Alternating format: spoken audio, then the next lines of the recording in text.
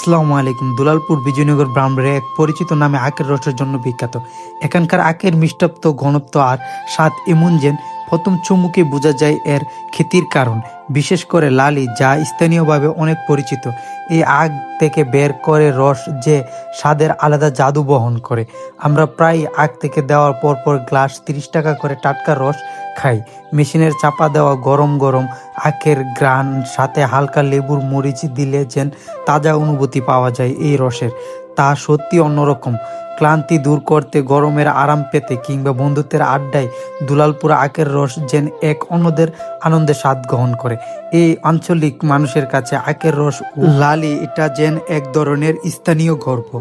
আর যারা একবার লালি আখের রস চোখে দেখে তারা প্রায় বলে, একটু আলাদা মিষ্টি, আলাদা স্বাদ।